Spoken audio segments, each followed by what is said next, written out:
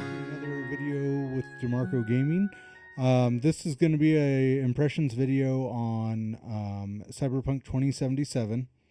Um, so first, let's get out of the way. I know that a lot of people have been having issues with the older gen PS4 and Xbox One X series consoles.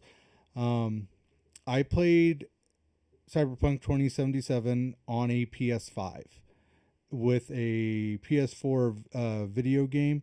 So it is not the PS5 version that's coming in 2021, but it is like uh, um, a PS4 kind of upres, I guess. It's not made for the PS5, but it is going to work better on the PS5. So I guess let's go ahead and start from the beginning. Um, the game itself has a good character creation system, but it is lacking in some areas. So you can choose male, you can choose female, and you can choose like a transgender. So the issue is that your male is standard. There's no way you can't make him leaner, older, younger, stronger, fatter, anything like that. This is a male and this is a female and this is a transgender. That's it. Those are your choices. And then everything else actually has choices. You have vocal choices, you have eye choices, you have fingernail choices. You can paint your fingernails and everything. So, I mean, they have tons of choices to modify the rest of the body, but they don't actually have any kind of body modification as far as weight or muscle mass or youth. Um, so that brings me into the next portion, which is they actually allow you to change the size of your genitals. So you can actually make them larger or smaller. You can make it to where all of your when you take off all your clothes, your genitals show. Or you can make it to where you have no genitals at all, or that you're trans. Any of those things are possible. The problem is going to be the implementation that CD Projekt Red did with this. Because this game is first person, you never see yourself in any of the clothes that you pick up in the game. You don't see any of the options that you really did for your character. So their hair, their eye color, none of that really matters unless you're doing certain things. One, you look in a mirror. Two, you look in a camera. Or three, if you're like sitting in a chair, you can actually look down or up, but in this case, you're trying to see whether you're wearing clothes or not. You look down, and even if you choose to be nude, like my character was going to be the naked ninja, if you choose to be nude, you will still be wearing underpants.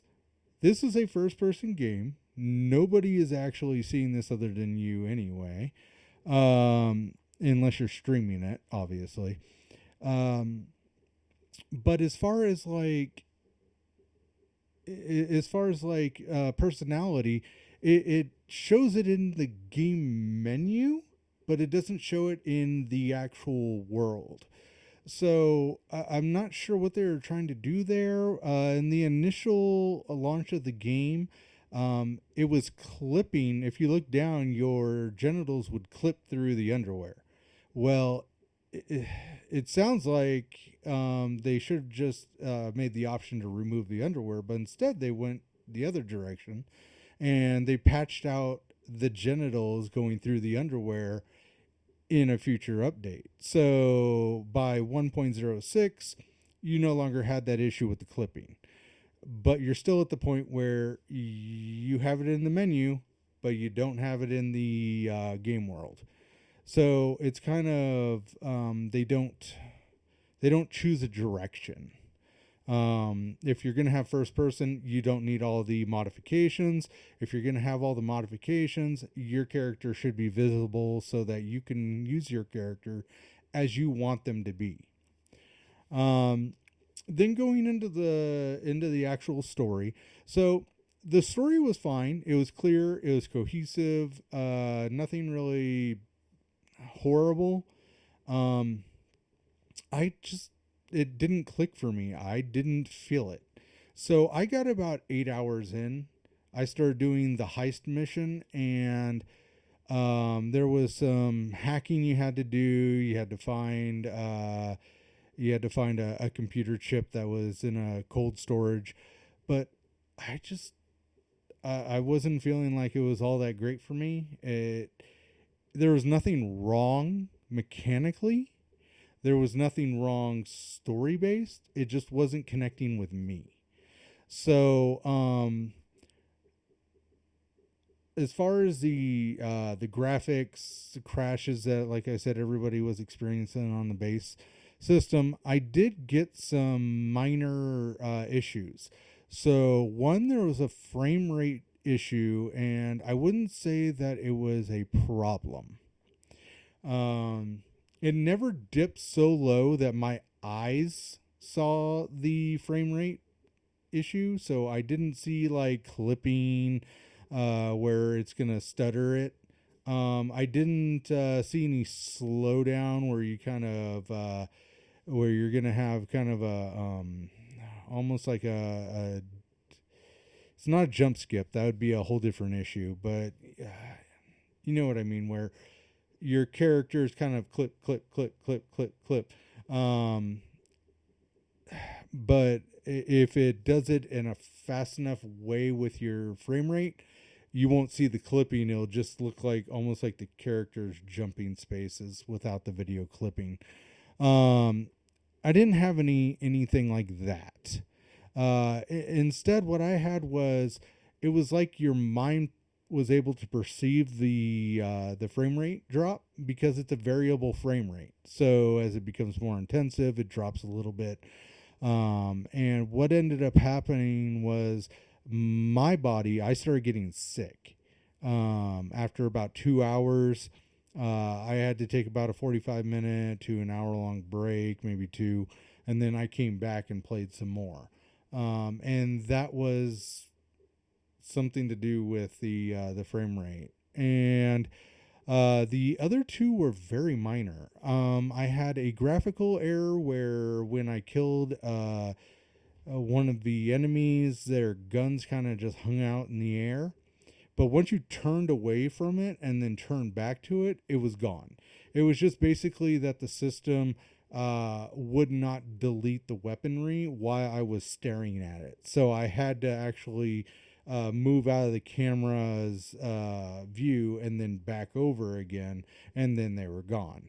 Um, the second one was a clipping issue.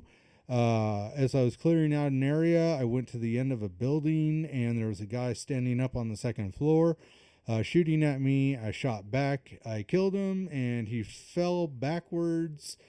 And so when I went up, he was actually clipping in the wall. So you saw him vibrating in the wall. It wasn't progression breaking. There was nothing really wrong with it in that way. It's just immersion breaking stuff, and it's all little things, things that can get patched out. That it's not horrible nowadays, especially with a large scale game. You're not gonna get a perfect game anymore. It's not done that way. So these were all minor bugs, nothing really horrible. Like I said, I myself, I just couldn't get attached to it. I would not, knowing that everybody else is having issues, I'm not going to hurt the game for that, because I didn't experience those issues. I understand they're happening. I understand that they're happening a lot less on next gen consoles and on PC. And that's why PC's scores are higher.